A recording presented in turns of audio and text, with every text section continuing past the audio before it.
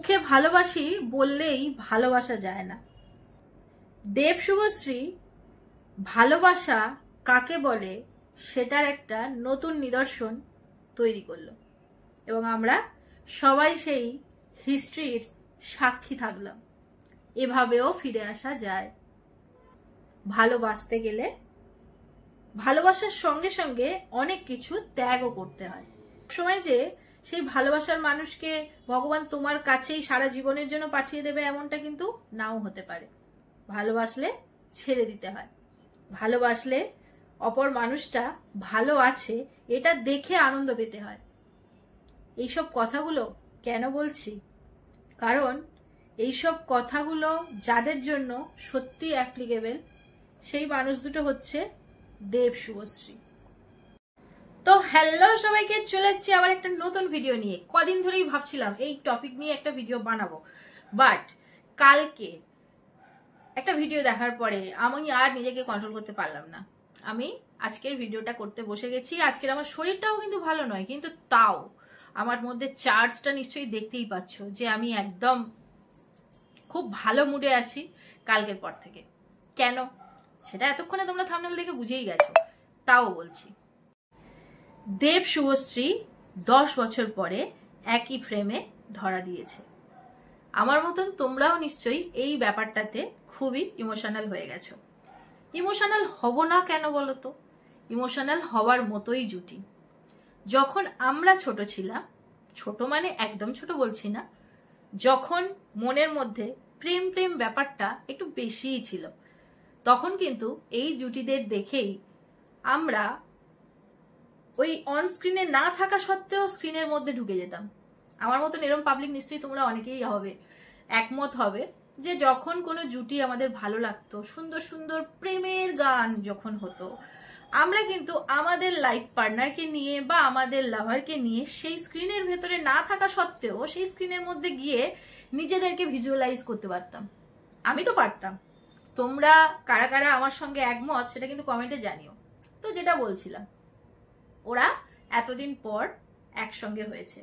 বেশ কিছুদিন ধরে যখন থেকে ধূমকেতু সিনেমাটা রিলিজ করবে এটা ডিক্লেয়ার হয়েছে, তখন থেকেই কিন্তু বিভিন্ন সমাজ মাধ্যমে বিভিন্ন জায়গায় আমরা দেখতে পাচ্ছিলাম যে দেব শুভশ্রী একসঙ্গে ইন্টারভিউ কেন দিচ্ছে না, দেব শুভশ্রী আলাদা আলাদা কেন ইন্টারভিউ দিচ্ছে, এবং আরো অনেক কিছু যেগুলো দেব শুভশ্রীর কিরকম লেগেছে। দেখো, ওরা অনেক উঁচু জায়গায় নিজেদেরকে মাইন্ড সেট করে নিয়ে চলে গেছে।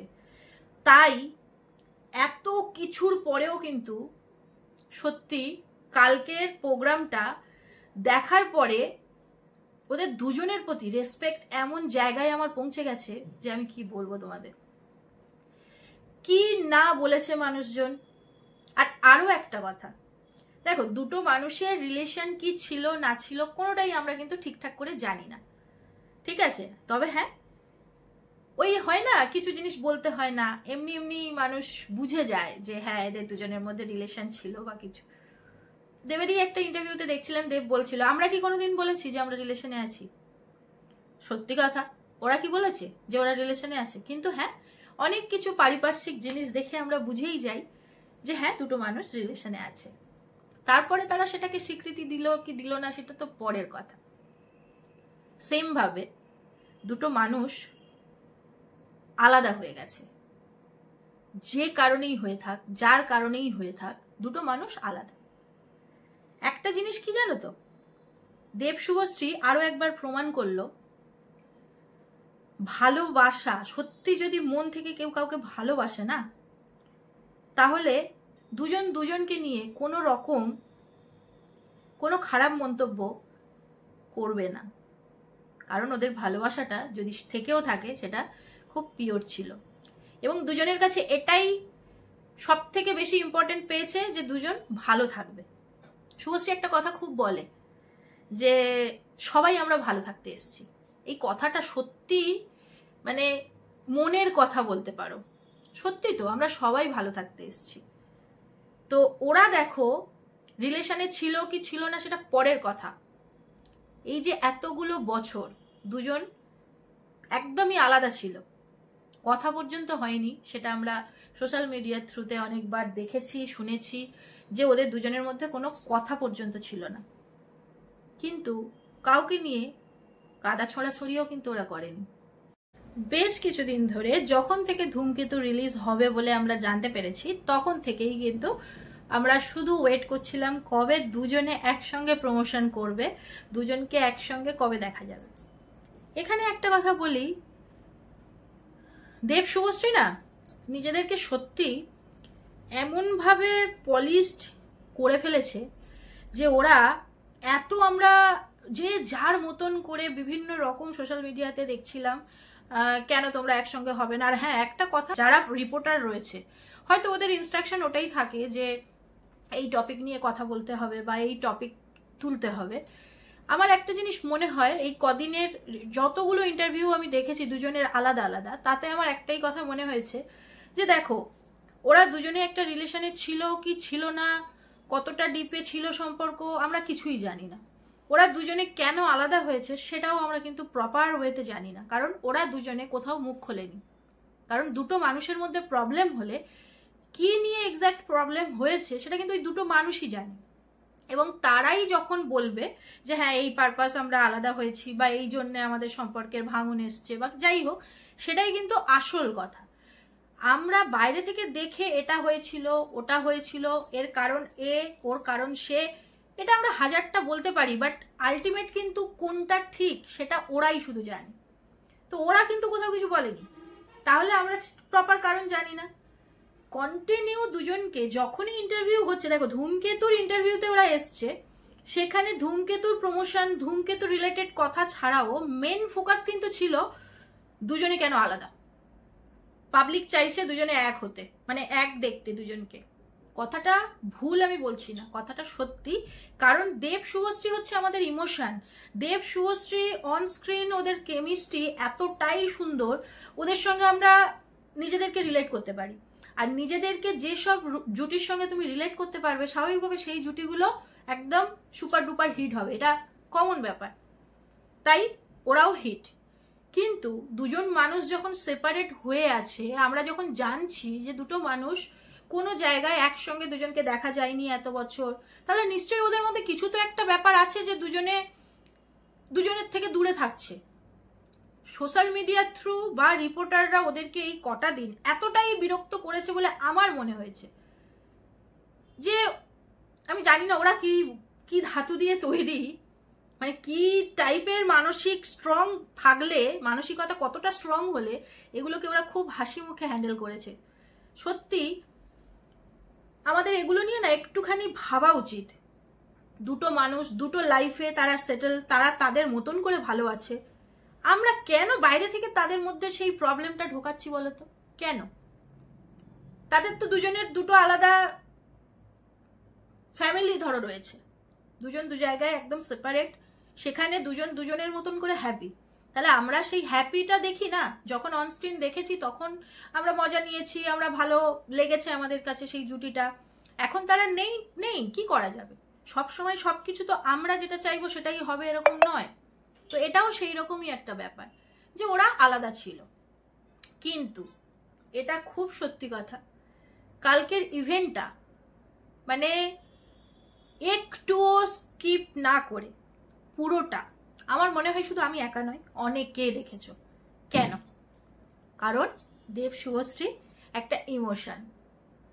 কাল যখন দেব এবং শুভশ্রী এন্ট্রিটা নিল এবং যখন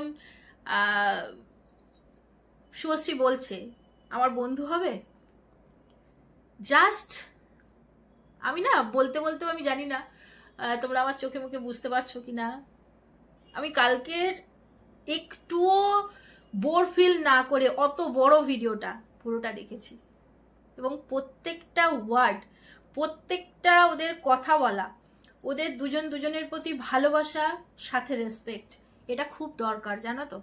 দুটো মানুষ ভালোবাসি শুধু মুখে বললে হয় না, ভালোবাসলে সবার আগে সেই অপর দিকের মানুষটার ভালো থাকাটা সব থেকে বেশি ইম্পর্টেন্ট হয়।